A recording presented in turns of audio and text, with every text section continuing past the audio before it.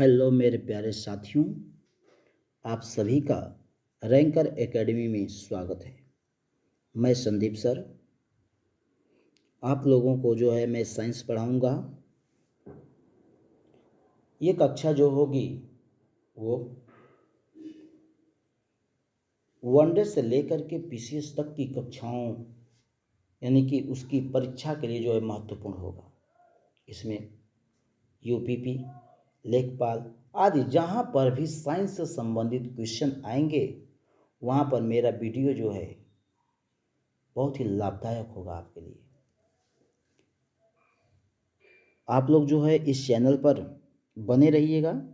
इस चैनल पर सभी मटेरियल आपको उपलब्ध कराया जाएगा जिसका नाम है रैंकर एकेडमी। ठीक है, तो आगे हम लोग बढ़ते हैं। इसमें देखेंगे कि जीव विज्ञान जो है सबसे पहले मैं पढ़ाने वाला हूँ और जीव विज्ञान के तहत पहला चैप्टर होगा जीव विज्ञान की परिभाषा, जीव विज्ञान का सामान्य परिचय। ठीक है, उसमें हम सबसे पहले बात करेंगे जीव विज्ञान के सामान्य परिचय की। यानी कि सामान्य परिचय में क्या होगा कि सामान्य परिचय में जो है इसके परिभाषा को बताया जाएगा, शब्द को बताया जाएगा कि सबसे पहले प्रयोग किसने किया और कब किया। ठीक है, चलिएगा देखते हैं। सबसे पहले परिभाषा की बात की जाती है। जीव विज्ञान विज्ञान की वह शाखा है, जीव विज्ञान विज्ञान की वह शाखा है जिसके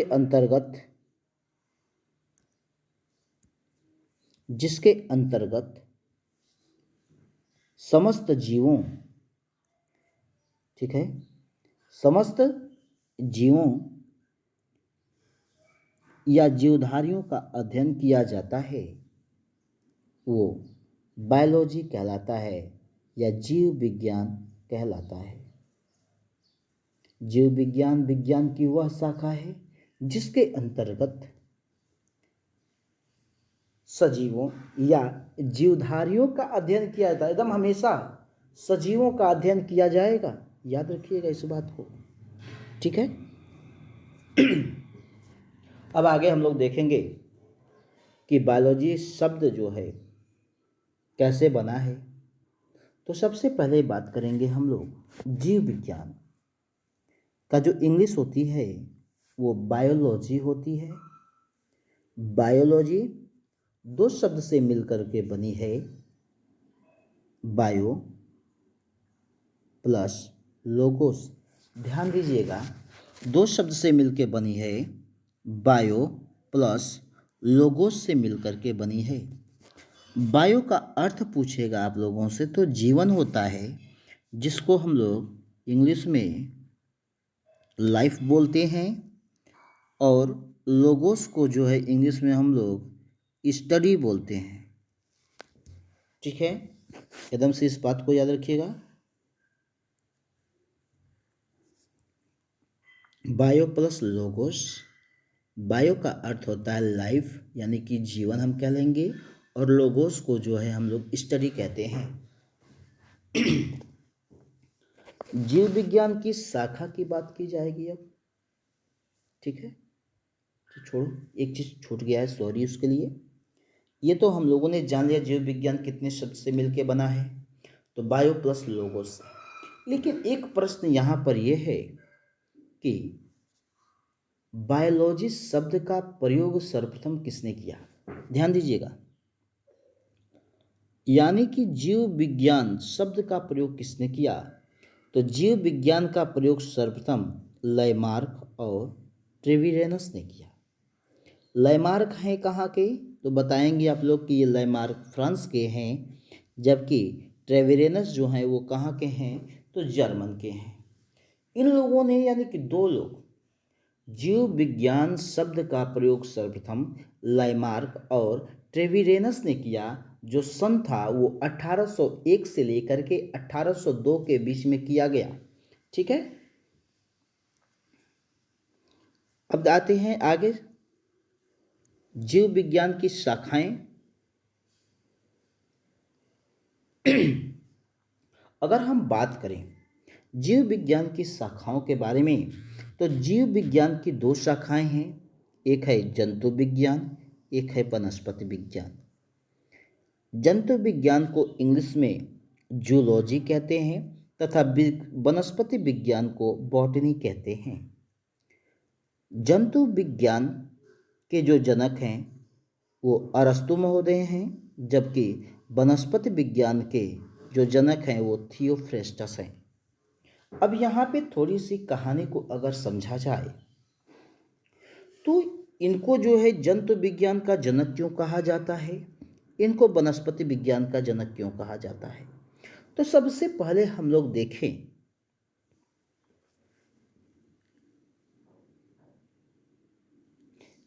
कि अरस्तु जो है यह एक ग्रीक दार्शनिक थे। समझ लीजिएगा, अरस्तु एक ग्रीक दार्शनिक थे जिन्होंने सर्वप्रथम पौधों एवं जंतुओं के जीवन के विभिन्न पक्षों के विषय में अपने विचार प्रकट किए थे। किसके किसके बारे में? तो इन्होंने ही सर्वप्रथम पौधों और जंतुओं के जीवन, पौधों और जंतुओं के जीवन के विभिन्न पक्षों के विषय में अपने विचार प्रकट किए थे। इसलिए अरस्तु को जो है जंतु विज्ञान या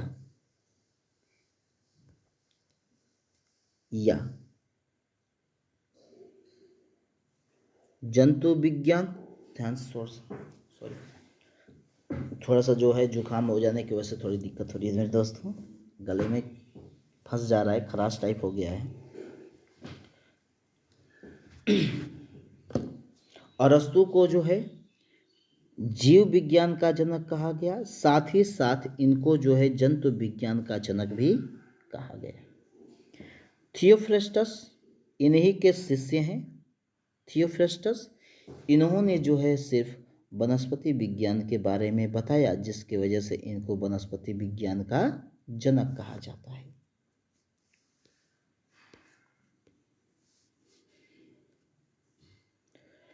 अब इसमें देखेंगे हम लोग कि अरस्तु जो है एक पुस्तक लिखते हैं जिसका नाम है हिस्टोरिया एनिमलियम। ठीक है, हिस्टोरिया एनिमल में जो है इन्होंने बताया है या इस पुस्तक में लिखा गया है कि इन्होंने लगभग 500 प्रकार के जंतुओं का वर्णन किया। यानी कि हिस्टोरिया एनिमलियम नामक पुस्तक में अरस्तु ने 500 प्रकार के जंतुओं का वर्णन किया, इसलिए इनको जंतु विज्ञान का जनक कहा जाता है। थियोफ्रेस्टस ने अपनी पुस्तक, यानी कि अब देखिए यहाँ पे हिस्टोरिया एनिमलियम को देखेंगे, ये किसके द्वारा लिखी गई है, तो बताएंगे कि यह अरस्तु के द्वारा लिखी गई है। वहीं थियोफ्रेस्टस ने अपनी पुस्तक हिस्टोरिया प्लांटेनम में लगभग 500 प्रकार के पौधों का वर्णन किया है। अब देखिए यहाँ पर थियोफ्रेस्टस के द्वारा लिखी गई पुस्तक का क्या नाम है, हिस्टोरिया प्लांटेरम। इसमें लगभग 500 प्रकार के पौधों का वर्णन किया, इसलिए इन्हें वनस्पति विज्ञान का जनक कहा जाता है। अगर और भी चीज़ों को समझना चाहें कि आप लोग, तो अरस्तु के शिष्य थे थियोफ्रेस्टस। क्या होता है कि इन्होंने तो जीव विज्ञान और जंतु विज्ञान के बारे में अरस्तु ने बताया, इसी के साथ साथ पौधों पर भी ये अध्ययन कर रहे थे, इनके बारे में भी जानने का प्रयास कर रहे थे। लेकिन जब ये खोज कर रहे थे तो उस समय इन्होंने वनस्पति के स्थान पर जीव जंतु आदि शब्दों का प्रयोग कर रहे थे। लेकिन थियोफ्रेस्टस जो है क्या किए कि वहीं पर जो है जहाँ पर पौधों के लिए अरस्तु जीव जंतु आदि का प्रयोग कर रहे थे, वहीं पर थियोफ्रेस्टस ने क्या किया कि वनस्पति शब्द का प्रयोग कर दिया। इसलिए वनस्पति शब्द का प्रयोग करने से ही मात्र थियोफ्रेस्टस वनस्पति विज्ञान का जनक हो गए थे। उन्होंने अपनी पुस्तक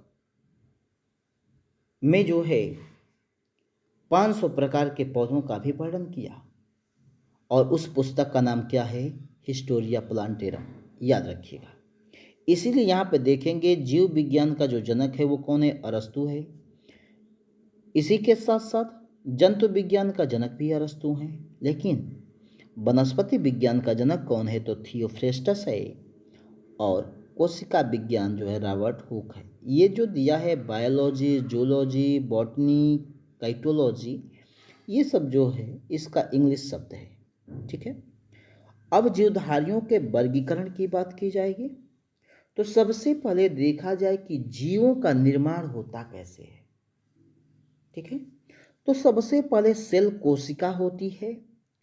कोशिका, कई कोशिकाओं के मिलने से ऊतक बनता है। ऊतकों के बनने से क्या बनता है? अंग बनता है। और अंग से अंग तंत्र बनता है। इसके बाद जीव बनता है। याद रखिएगा, एक बार और रिपीट कीजिए, यह क्वेश्चन बहुत बार पूछा जाता है। कोशिका से ऊतक, ऊतक से अंग, अंग से अंग तंत्र, इसके बाद जो है जीव का निर्माण होता है। आगे देखते हैं जीवधारियों का वर्गीकरण। देखिए, जीवधारियों के वर्गीकरण से संबंधित बहुत से विद्वानों ने अपना अपना मत दिया, जिनमें सबसे पहले अगर नाम देखेंगे तो अरस्तु महोदय का आता है।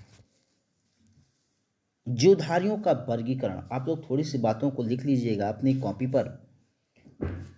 जीवधारियों का वर्गीकरण सबसे पहले अरस्तु। ठीक है। अरस्तु ने क्या किया था कि जीवधारियों का जो है जीवधारियों का वर्गीकरण किया, जिसमें उन्होंने बताया कि ये समस्त जीव जो हैं दो भागों में विभाजित हैं। इन्होंने कहा जंतु समूह, जंतु समूह, और दूसरा बताया वनस्पति समूह, वनस्पति समूह। ठीक है। ये किसने बताया? अरस्तु।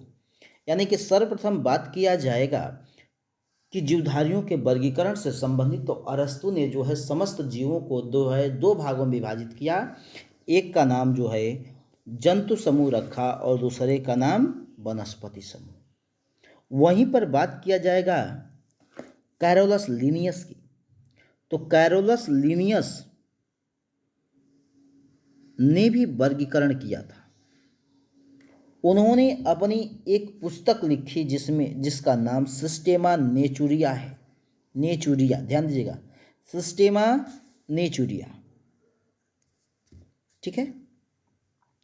इन्होंने भी जो है समस्त जीवों को जो है दो जगतों में विभाजित किया, जिसको पादप जगत और जंतु जगत कहा गया।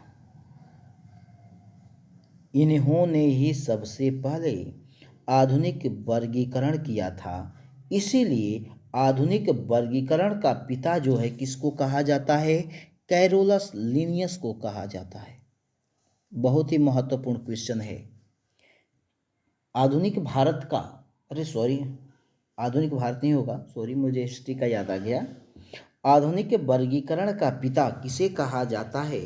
तो आधुनिक वर्गीकरण का पिता जो है वो कैरोलस लिनियस को कहा जाता है, जिसने समस्त जीवों को जो है दो भागों में विभाजित किया, जिसका नाम जंतु जगत और पादप जगत हुआ। ठीक है। आगे अगर देखेंगे तो इसी में जो है एर्नेस्ट हैकल जो है आप लोगों को देखने को मिलेगा, जिन्होंने समस्त जीवों को तीन भागों में विभाजित किया। याद रखना है हैकल। देखिए, अरस्तु को पढ़ा, दो भागों में विभाजित किया। समस्त जीवों को जो है अरस्तु ने दो भाग में विभाजित किया। कैरोलस लिनियस ने भी समस्त जीव को दो भागों में विभाजित किया। इसके साथ ही साथ हैकल ने क्या कर रहा है? हैकल क्या किए कि समस्त जीवों को तीन भागों में विभाजित किए, जिसका नाम पादप जगत, जंतु जगत और प्रोटिस्टा जगत हुआ। हैकल तीन भाग में विभाजित कर रहे हैं, पादप जगत, जंतु जगत और प्रोटिस्टा जगत। इसी के साथ साथ आगे जब हम बढ़ेंगे तो अभी भी वर्गीकरण से संबंधित बातें हमारे सामने आएंगी। उसमें हम लोग देखेंगे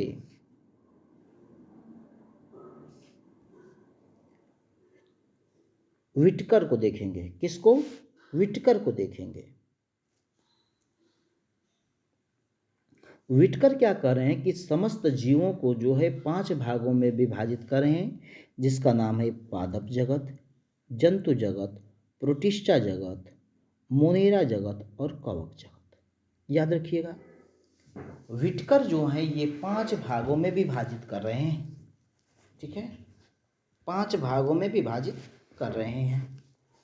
अब ये 5 भागों में जब विभाजित कर रहे हैं तो अब हम पांचों के बारे में अध्ययन करेंगे कि यह है क्या। ठीक है, मोनेरा की बात की जाए तो मोनेरा है क्या? तो मोनेरा जो है सर्वप्रथम देखेंगे, यानी कि ये जो मोनेरा होता है सबसे पहले ये एक प्रोकैरियोटिक जीव है। क्या है? प्रोकैरियोटिक जीव है, अर्थात इसमें जीवाणु, साइनोबैक्टीरिया तथा आर्कीबैक्टीरिया को शामिल किया जाता है। ध्यान से समझिएगा, इसमें देखेंगे तो जीवाणु को शामिल किया जाता है, साइनोबैक्टीरिया को किया जाता है और आर्कीबैक्टीरिया को शामिल किया जाता है मोनेरा में। किसमें? मोनेरा में।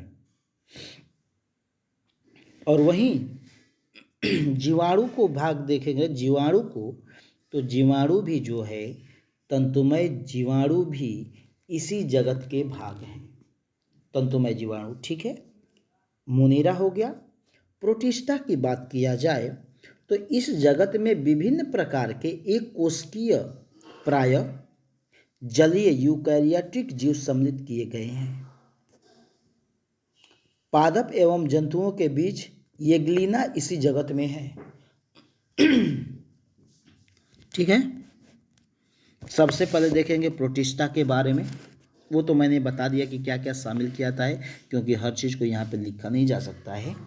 ठीक है, तो प्रोटिस्टा यह एक जलीय जीव होते हैं, यानी कि जो भी इसमें पाया जाएगा प्रोटिस्टा के अंतर्गत वो जलीय जीव होगा, यूकैरियोटिक होगा और कैसा होगा? एक कोशिकीय जीव होगा। ठीक है, ये जो प्रोटिस्टा होते हैं ये 2 प्रकार के जीवन पद्धति प्रदर्शित करते हैं। ठीक है, 2 प्रकार के जीवन पद्धति को प्रदर्शित करते हैं, जिनमें अगर देखेंगे तो ये है येग्लिना, यूग्लिना, येगलिना। ठीक है, येग्लिना। अब इसमें देखिएगा कि येग्लिना को क्या कहा था, ये याद रखिएगा। येग्लिना जो है पादप और जंतु के बीच की कड़ी है। पादप और जंतु यानी कि पौधों और जंतुओं के बीच की जो कड़ी है वो क्या है? येग्लिना है। कैसे हो रहा है? तो येग्लिना क्या करता है कि यह एक प्रकाश संश्लेषण की क्रिया को भी करता है। अगर इसको धूप नहीं मिलती है तो यह दूसरे पर भी जीवों पर आधारित होकर के उनके द्वारा जो है भोजन को प्राप्त कर लेता है। इसीलिए येग्लिना को जो है पौधों और जंतु के बीच की कड़ी कहा जाता है। इसमें शामिल क्या होता है? तो अमीबा होता है, प्लाज्मोडियम होता है, ठीक है ना, पैरामीशियम होता है, ये सभी इसमें शामिल किए जाते हैं।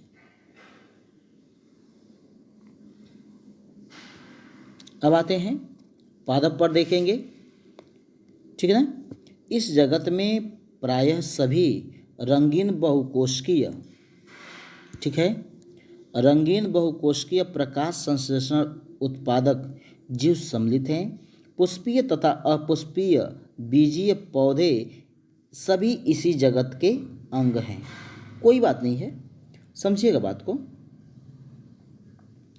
यानी कि देखिए पादप कह दिया है तो पादप का मतलब पेड़ पौधा, और पेड़ पौधों से संबंधित बात ये तो सभी लोग जानते रहे हैं। पेड़ पौधे से संबंधित बात की जा रही है तो हम कह सकते हैं इस जगत में प्रायः सभी रंगीन बहुकोशिकीय प्रकाश संश्लेषी उत्पादक जीव सम्मिलित हैं, जैसे शैवाल, मांस, पुष्पीय तथा अपुष्पीय बीजीय पौधे इसी जगत के अंग हैं। इसमें कोई खास बात नहीं है। अब बात किया गया जंतु की, चौथे की बात किया जाएगा जंतु एनिमल की। तो ध्यान दीजिएगा, ये सर्वव्यापी होते हैं, यूकैरियोटिक होते हैं और बहुकोशिकीय होते हैं जंतु, ठीक है ना। इसमें शामिल क्या किया जाता है, तो हाइड्रा हो गया, जेलीफिश हो गया है, सितारा हो गया, ये सभी जो है इसी जंतु जगत के अंतर्गत आते हैं, ठीक है। और वहीं बात किया जाएगा, लास्ट होगा हमारा कवक। यह जीव विषमपोषी होते हैं जो पोषक के लिए सड़े गले कार्बनिक पदार्थ पर निर्भर करते हैं, अतः इसे मृत जीवी भी कह दिया जाता है। देखिए सीधी बात है, जो कवक होते हैं, जो फंगी होती है, वह विषमपोषी होती है। पहली बात विषमपोषी होती है, यह दूसरे पर आधारित होती है, यानी कि जैसे कोई मर जाता है तो उसको जो है ये खाने पीने का काम करती हैं, उन्हीं से जो है अपना भोजन प्राप्त कर लेती हैं, ठीक है ना। इसीलिए यहाँ पे कहा गया कि यह मृतजीवी होती हैं, यानी कि ये जो है मृतोपजीवी कह सकते हैं एक तरह से, उन्हीं पर ये आधारित होती हैं, ठीक है ना। तो अगर इसमें देखेंगे कि इसमें एक और शब्द जोड़ लीजिएगा, इसकी जो होती है, इसमें एक शब्द जोड़ लीजिएगा कि इसकी जो कोशिका भित्ति होती है, किसकी, कवक की कोशिका भित्ति, ध्यान दीजिएगा, कोशिका भित्ति, ठीक है। कोशिका भित्ति किसकी बनी होती है, तो इसकी कोशिका भित्ति जो है देखेंगे तो यह काइटिन की बनी होती है। किसकी, काइटिन की बनी होती है, याद रखिएगा, इसकी कोशिका भित्ति काइटिन की बनी होती है, ठीक है। मेरे प्यारे दोस्तों, हम लोगों ने जो है इस चैप्टर को जो है समाप्त कर लिया। आप लोगों को यह क्लास कैसा लगा, आप लोग कमेंट में ज़रूर बताइएगा और अपना प्यार बनाए रखिएगा। आप लोग इस चैनल को अधिक से अधिक शेयर, सब्सक्राइब और लाइक करते रहिएगा। धन्यवाद।